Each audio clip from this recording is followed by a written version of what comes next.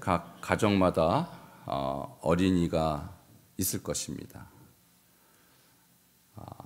자녀일 수도 있고 손주일 수도 있겠죠.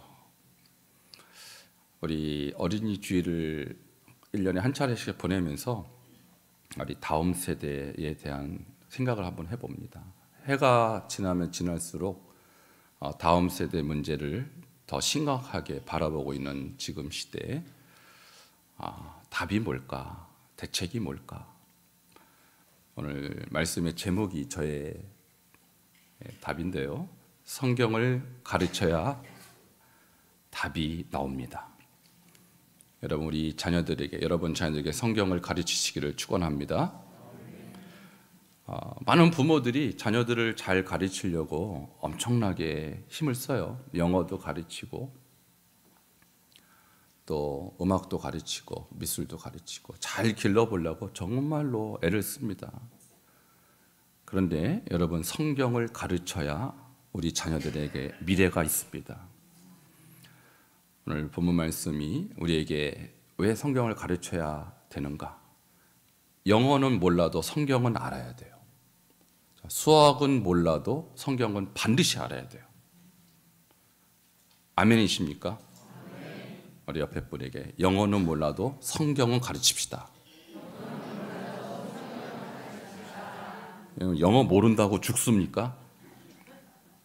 안 죽어요. 근데 성경 모르면 영적으로는 죽은 거예요. 오늘 말씀이 정말 성경에 우리가 왜 목숨을 걸어야 되느냐? 성경을 조금 알고 성경 좀 배우고 이 차원이 아니고 죽고 사는 문제, 이 문제. 우리의 미래 세대, 우리의 다음 세대 다 걱정해요. 근데 걱정하지 마세요. 말씀이 해결합니다. 우리 부모들이 몰라서, 어른들이 몰라서 그렇지 답은 나와 있어요. 성경을 가르치는 궁극적인 목적, 최고의 목적이 있죠. 영어를 가르치는 목적이 있죠, 여러분. 왜? 영어 잘하면 출세하니까. 목적이 있어요, 공부에는. 반드시 목적이 있고 공부하는 거지 그냥 막 공부하는 게 아니죠. 성경을 공부한다고 출세하느냐, 그거 모르겠어요. 저한테 그거를 확인해달라. 죄송합니다만 확인 못합니다, 그 부분은. 성경 열심히 공부한다고 인생에 성공하냐? 죄송합니다. 저는 그렇다고 말을 확실하게 해줄 수는 없어요. 그러나 한 가지 확실합니다. 성경을 알면 영생을 얻습니다. 이게 목적이에요. 다른 거는 저한테 여러분이 묻지도 따지지도 마시기 바랍니다. 저는 대답할 수가 없어요. 다른 부분은. 네. 성경은 궁극적으로 우리에게 영생 주는 책이지, 여러분에게 건강과 여러분에게 인생의 축복과, 물론 그것도 있지요. 그러나 궁극적이진 않아요. 예수 믿어도 가난할 수도 있고 아플 수도 있고, 예수 믿어도 인생이 안 풀릴 수 있어요. 예수 믿어도. 그러나 우리에게 영생이 있습니다. 우리의 아이들도 이게 중요한 것이지, 이 땅에서 서울대 하버드 내 나누는데 나중에 엄마 아빠 할아버지 할머니 천국 가는데 애들은 지옥 가 있다. 그 부모가 잘못 가르친 거예요. 그 할아버지 할머니가 걔네들 돈 다 줘갖고 서울대 보내고 하버드 보내고, 근데 애들이 지옥 가 있다. 그 돈 잘못 쓴 겁니다. 성경을 가르치는 궁극적인 이유, 디모데후서 3장 15절 같이 읽겠습니다. 시작. 또 어려서부터 성경을 알았나니 성경은 능히 너로 하여금 그리스도 예수 안에 있는 믿음으로 말미암아 구원에 이르는 지혜가 있게 하느니라. 아멘. 자, 성경이 주는 최고의 축복은 구원입니다. 근데 여기 보니까 아주 중요한 표현이, 구원에 이르는 뭐가 있게 하느니라? 지혜. 여기 지혜가 있게 한단 말이, 소피도란 이 단어는 깨닫게 한다는, 깨닫게 하는 거예요.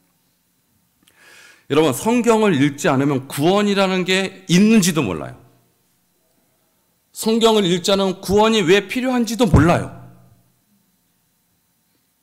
여러분, 예수 믿기 전에 구원이란 소리 들어보셨어요? 구원 10원 그거 말고요. 천국 가는 구원. 제가 대학교 1학년 때 저는 이제 교육 것을 전공했기 때문에 각 종교별로 교육을 어떻게 하는지 다 배워요. 다 배우는데 대학교 1학년 때 이런 질문을 교수님이 학생들한테 하는 거예요. 유교에서는 죽은 후에 어떻게 되는지 교육이 있느냐, 사후 세계에 대한 내세에 대한 교육이 있는가, 이거를 물어요, 학생들한테. 아는 사람이 아무도 없어요. 자, 근데 우리 교수님이 대답을 해줍니다. 뭐라고 대답해 주냐면 공자의 대답이 이거예요. 사후 세계가 있느냐에 대한 제자가 물어보니까 이렇게 얘기했어요. 야, 이놈아, 살아있을 때 일도 다 모르는 판에 죽어서 일을 내가 어떻게 하느냐 라고 누가 대답했다고요? 공자가. 그 대단한 공자님도 죽은 다음에 자기가 어떻게 될지 자기도 모른다는 얘기예요. 그런 공자를 따라가서 되겠습니까? 두 번째, 석가모니. 불교의 교육도 배워요. 그런데 이렇게 얘기해요. 불교에서도 아주 유명한 스님이 있죠. 우리나라에서. 불교 그러면 최고의 스타 스님, 법륜. 이분이 TV에서 인터뷰를 합니다. 인터뷰를 하는데 어떤 분이 이렇게 물어봐요. 스님의 내세관을 얘기해 주세요. 죽은 다음에 어떻게 됩니까? 하니까 이 스님이 하는 말이 나는 내세가 있는지 없는지 모르겠다. 원래 불교에 가르치면 사후 세계란 것이 없다. 이렇게 대답했어요. 자, 그런 스님 따라가고 구원 받겠습니까? 왜 대답 좀 해보세요. 구원 받겠습니까? 성경 읽어야 구원이 있는 것입니다. 그 대단한 공자도 그 대단한 석가모니도 죽은 다음에 어떻게 되는지 몰라요. 몰라요. 근데 우리 기독교는 확실합니다. 어떻게 확실하느냐? 예수 믿으면 구원받습니다. 예수님이 스스로가 뭐라고 그러셨어요? 내가 곧 길이요 진리요 생명이니 나로 말미에 암지 않고는 아버지께로 올 자가 없느니라. 믿습니까? 내가 진실로 진실로 너희에게 이르노니 내 말을 듣고 또 나 보내시는 믿는 자는 영생을 얻었고 심판에 이르지 아니하나니 사망에서 생명으로 옮겼느니라. 자, 모호합니까? 확실한 거예요. 예수님처럼 구원에 대해서 확실하게 말씀해 준 사람은 없어요. 근데 그 확실한 구원의 도리가 어디에 써 있다고요? 성경에, 성경. 그러니까 성경은 안 읽으면 모호한 거예요. 저 법륜스님처럼. 불교는요, 죽으면 이렇게 된다고 그래요. 6개의 세계가 있는데 거기 왔다 갔다 한다. 윤회한다. 업보가 다 되면 다른 세계로 간다고 그러는 거예요. 여러분, 기독교는 예수 믿으면 천국입니다. 확실한 거예요. 자, 이거를 여러분이 자녀들이 아는가 모르는가 그게 중요하죠. 근데 교회를 다녀도 이 진리가 정확하게 안 들어가면요, 애들이 학교 가서 딴 거 배워서 그게 맞는 줄 아는 거예요. 그러니까 담임 목사 혼자서 열심히 가르친다고 되는 게 아니에요. 왜? 주일날은 일주일에 딱 1시간. 일주일이 168시간입니다. 168시간 중에 1시간 성경 듣는다고 애들이 그것이 각인되고 새겨지느냐? 천만의 말씀. 그렇지 않습니다. 학교 가면요, 학교에서 하루에 8시간, 10시간씩 보내요. 근데 대부분이 진화론, 무신론, 반기독교적 인권교육, 그거를 듣고 교회에 온단 말입니다. 귀에 이 말씀이 들려질 리가 없죠. 그러니 성경으로 부모가 교사가 되고 교회에서 교사가 또 가르치고 이렇게 가정과 교회가 합작하지 않는 한 우리 자녀들은요, 자동으로 무신론자 되는 거예요. 이게 이 세상의 원리예요. 우리 부모님들, 우리 특별히 여기 계신 할아버지 할머니, 요즘은 부모보다 할아버지 할머니가 애들을 더 많이 키워요. 엄마 아빠들은 일하고 가니까 할아버지 할머니가 부모 이상으로 중요합니다. 이 자리에 계신 분들 사명감을 갖고 성경을 가르치시기를 축원합니다. 왜 성경을 가르쳐야 하는가? 성경 교육에는 중요한 유익이 있는데 이 유익은 죽어서 천국 가는 그런 영적인 것도 있지만 이 땅에서 우리에게 주는 네 가지 중요한 유익이 있어요. 그것이 16절에 있습니다. 같이 읽겠습니다. 시작. 모든 성경은 하나님의 감동으로 된 것으로 교훈과 책망과 바르게 함과 의로 교육하기에 유익하니. 아멘. 네 가지 유익이 있는데요. 첫 번째 유익은 교훈하기가 좋다. 교훈하기가 좋다. 근데 이 교훈하다는 이 단어가 보면은 영어로 하면 doctrine, 교리라는 거예요. 교리. 교리라는 것은요, 진리를 말하는 거예요. 자, 성경은 어떤 책이다. 진리가 딱 뼈대 가서 있어요. 그런데 우리가 자녀들에게 성경은 어떤 책이다 가르치지 않으면 성경을 애들 읽지도 않고 학교에서는 전혀 반기독교적 가치를 가르치고 교회에서는 일주일에 한 번 와서 울동하고 찬양하고 놀다 가면요, 애들은 교리가 하나도 들어가 있지 않습니다. 껍데기만 기독교인일 뿐이에요. 그럼 교리는 뭐냐? 말씀을 뼛속 깊이 새겨 넣는 거예요. 그런데 부모가 그때 똑같은 소리를 안 하고 부모가 느낌대로 감정대로 다른 소리를 계속 해버리면 애들은 엄마 아빠의 말을 믿지 않아요. 신뢰하지 않아요. 근데 성경을 근거로 해서 성경적인 얘기를 하면 애들이 이것이 하나님의 뜻이구나 깨닫게 되는 것이죠. 그래서 여러분 느낌대로 감정대로 하고 싶은 말 하는 것이 아니라 성경의 가치를 가지고 아이들에게 교훈하시기를 축원합니다. 그러면 얘네들이 성경적 가치관이 세워지는 거예요. 교훈하기가 좋다. 이것이 성경의 유익이고, 두 번째, 책망하기가 좋다. 책망하기가. 근데 여기서 책망이라는 것이 법률 용어인데 이런 것입니다. 법정에서 당신 잘못했습니다라고 심판하는 거예요. 당신 무죄입니다라고 죄와 이 무죄를 구별하는 것이 책망인데, 아이들이 이런저런 잘못할 때 부모님들이 책망하지 않습니까? 근데 부모님 성질대로 부모님들이 왔다 갔다 기준을 갖고 있지 않은 채 책망하면 효과가 없어요. 근데 성경은 분명하게 이것은 죄고 이것은 죄가 아니다. 기준이 너무 분명해요. 그러니까 자녀들을 책망할 때 여러분 느낌대로 책망하지 마시고 성경이 이렇게 말하니까 이렇게 해야 한다라고 기준을 제시하셔야 돼요. 자, 이렇게 할 때 자녀들이 성경적 가치관을 갖게 되는 것입니다. 이것이 책망하기 좋은 책이에요. 자, 세 번째, 바르게 함. 이건 교정을 말하는 것입니다. 교정. 우리도 살다 보면요, 길을 잘못 갈 때가 있죠. 저도 이제 아직도 저는 전철을요 잘못해서 거꾸로 타는 경우가 가끔 있어요. 아직도. 아직도 어렵습니다. 전철이 너무너무 힘들어요. 지하만 들어가면 저는 좀 헷갈리는데, 좌우간. 근데 거기에 영무원한테 자, 일로 가면 제가 원하는 목적지가 맞는지 물어보면 그분이 교정을 해줘요. 건너가서 타. 여기는 잘못 탔습니다. 건너가서 타라고. 그런 적이 많아요. 자, 그런데 우리가 하나님의 말씀이 분명하기 때문에 내가 지금 잘못되어 있구나라는 것을 깨달을 수 있는 거예요. 자녀들도 마찬가지죠. 여러분, 우리 아이들이 학교 가면요, 초등학교부터 고등학교까지 한결같이 진화론 교육 배워요. 저도 우리 중고등부 아이들을 토요일마다 제가 성경 창세기 가지고 가르치는데, 아이들이요, 창세기 배우기 전에는 학교에서 배우는 것이 진화론 그리고 반기독교적인 것인지 몰랐다고 그래요. 몰랐다. 근데 자세히 보니까 점점점 성경과 멀어지는 내용으로 교과서가 가득하구나, 이런 것을 애들이 눈을 뜨기 시작하는 거예요. 여러분, 그래서 아이들이 하루에 몇 시간씩 세상교육, 무신론 교육, 진화론 교육 받고 교회에 오면요, 이 성경이 거짓말처럼 들리는 거예요. 믿을 수 없는 책이 돼버리는 거예요.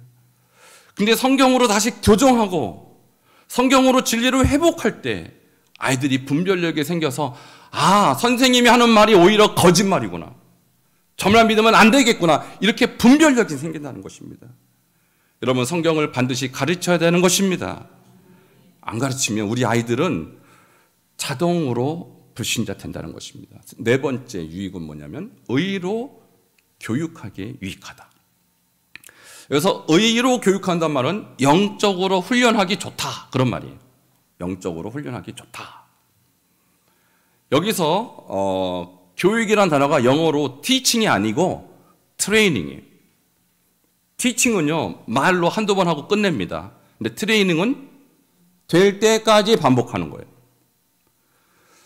여러분, 제가 영어도 그렇고 수학도 그렇고 영어 잘하는 사람의 비결이 뭐냐? 될 때까지 반복하는 거. 수학 잘하는 분의 특징이 뭐냐? 문제 풀릴 때까지 계속 반복하는 거. 그러면 하나님 말씀대로 사는 비결이 뭐냐? 말씀을 순종할 때까지 반복 교육시키는 거예요. 근데 반복은 않고 엄마가 말했지, 아빠가 그렇게 하지 말랬지 이러고 끝내면요, 애들 트레이닝이 안 됩니다. 신명기 6장 7절에 오늘 내가 내게 명하는 이 말씀 너는 마음에 새기고 내 자녀에게는 어떻게 가르쳐요? 부지런히. 어떻게 하는 것이 부지런일까? 히브리어로 샤나는요, 이 돌덩어리를 갈고 갈아서 날카로운 바늘을 댈 때까지 반복 교육. 아이들은요, 학교 가서 진화론, 무신론 교육을 반복 교육합니다. 초등학교 6년, 중고등학교 6년, 12년 반복 교육해요.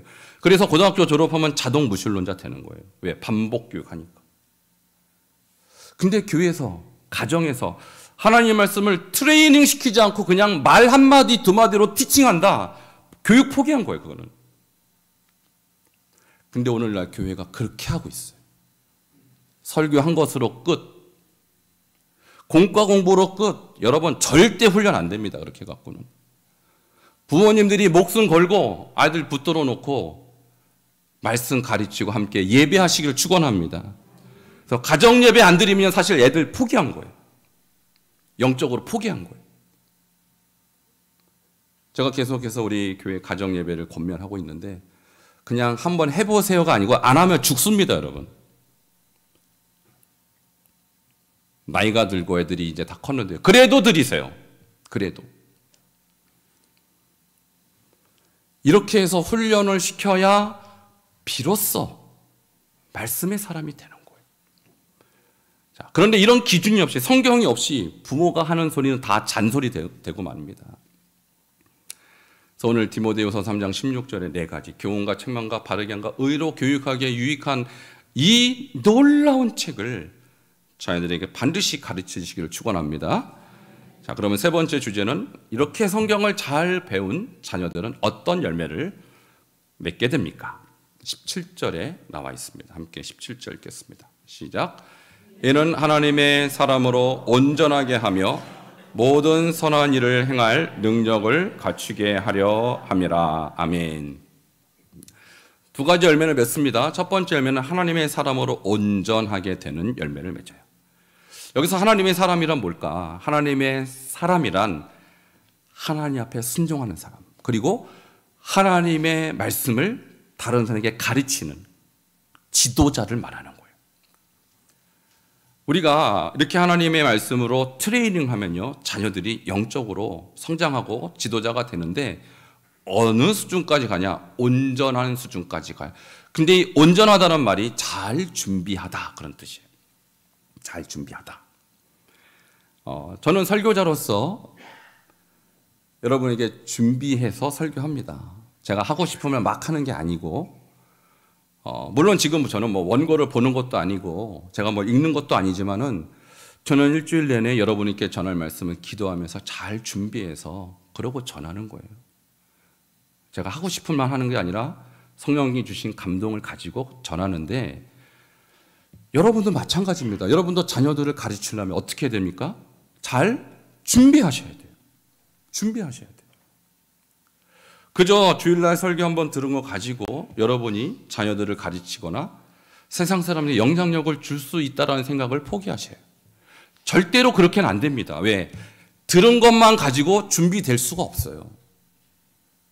여러분 스스로 노력하셔야 돼요. 들은 말씀 기억하고, 들은 말씀 마음에 새기고, 죄하러 묵상하고, 읊조리고, 암송하고, 그렇게 해야 준비가 되는 것입니다. 자녀들도 마찬가지예요. 자녀들이 주일학교 갔다 왔나? 갔다 왔네. 그걸로 땡 그러면 준비 안 된 거예요. 그것은. 왜? 세상은 더 잘 준비가 되어 있어요. 이 세상은 우리의 자녀들을 삼켜먹을 준비가 너무 잘 돼 있어요. 근데 부모들이, 교회가, 목회자가, 주일학교 교사가 이렇게 잘 준비되어 있지 않으면 이것은 전쟁에서 패배할 수밖에 없다는 것이죠. 우리의 자녀들이 하나님의 사람으로, 말씀의 사람으로 이 시대에 영향력을 끼치는 사람이 되게 하려면 말씀으로 잘 준비시켜야 하는 것입니다. 말씀 공부를 잘하면, 말씀을 잘 배우면 그런 사람이 될 줄 믿습니다. 자, 두 번째 어떤 열매를 맺습니까? 모든 선한 일을 행할 능력을 갖추게 하게 됩니다. 여러분, 성경에서 선한 일이라는 것은요, 윤리 도덕적 차원이 아니라 하나님의 일을 말하는 거예요. 그래서 우리가 하나님 말씀을 잘 배우면 하나님의 일을 하는데, 하나님의 일은 두 가지예요. 그것은 첫 번째 하나님을 예배하고 섬기는 하나님을 위한 일이고, 두 번째는 이웃을 사랑하는 일, 사랑을 실천하는 일입니다. 그것이 성경의 가장 큰 두 계명이죠. 그러니까 우리가 예수를 믿는데 왜 사회적으로 영향력이 없을까? 왜 교회도 많고 성도는 많은데 왜 세상은 성도와 교회를 존중하지 않을까? 저걸 못해서 그래요. 선한 일을 못해서. 선한 일을 하려면요, 내가 최소한 피해볼 준비를 하셔야 돼요. 선한 일을 하려면 내가 세상에 나의 것을 좀 떼어줄 마음의 준비를 하셔야 돼요. 시간, 재정, 에너지, 손해볼 각오를 하셔야 돼요. 근데 그거 않고 선한 일을 하겠다? 불가능합니다. 여기서 말하는 선한 일은 희생을 하는 거예요. 여기서 말하는 선한 일은 내 것을 포기하는 거예요. 그러려면 말씀으로 나의 생각과 나의 감정과 나의 모든 세포까지 충만하게 지배를 당해야 돼요. 여러분, 그런 자녀들이 우리 교회에서 나오기를 축원합니다. 우리 교회에서 나오기를 축원합니다. 말씀의 사람 한 사람을 소개합니다. 존 웨슬리. 우리 감리교회 창시자인데요. 이분은 별명이 있어요. 별명. 뭐냐면 한 책의 사람이라는 별명이 있어요. 여기서 이 한 책은 뭘까요? 성경이죠. 성경. 웨슬리 목사님은 성경 외에도 엄청난 책을 읽으신 분이에요. 그래서 원래 그분의 별명은 1000권의 책의 사람이에요. 워낙 책을 많이 읽으니까. 근데 1725년도부터 그분이 이렇게 선포합니다. 나는 지금부터 오직 한 권의 책만 읽겠다. 내가 그렇게 많은 책을 읽었어도 내 인생을 진정으로 바꾸고 내 인생을 정말로 기쁘게 하고 나에게 영적 유익이 되는 책은 딱 한 권뿐이다. 무슨 책일까요? 성경. 성경. 성경은 그리스도인의 신앙과 생활의 유일한 기준이다. 여러분, 자녀들이 많이 읽어야 돼요. 세상 책도 읽고 과학책도 읽고 상식도 많아야 되지만 성경보다 중요하지 않습니다. 성경을 가르치고 성경의 사람 되도록, 웨슬리와 같이 한 책의 사람이 되도록 우리 교회와 목회자와 가정이 연합할 때 비로소 성경의 사람, 한 책의 사람이 나오게 될 것입니다. 오늘 어린이 주일이에요. 1년에 한 번씩 오기 때문에 그저 행사로서 지나갈 수 있지만 저는 행사로서 오늘을 보낼 수 없습니다. 이것은 우리의 미래가 달린 문제고 우리 자녀들의 영혼이 달린 문제고 우리 한국교회 세계교회의 미래가 달린 중요한 주제예요. 여러분, 먼저 한 책의 사람 되시기 바랍니다. 우리 자녀들도 한 책의 사람 만드시기 바랍니다. 그럴 때 우리는 하나님 앞과 또 이 세상 앞에서 인정받고 세상을 변화시키는 놀라운 하나님의 공동체 될 줄 믿습니다. 함께 기도하시겠습니다. 오늘 주신 말씀을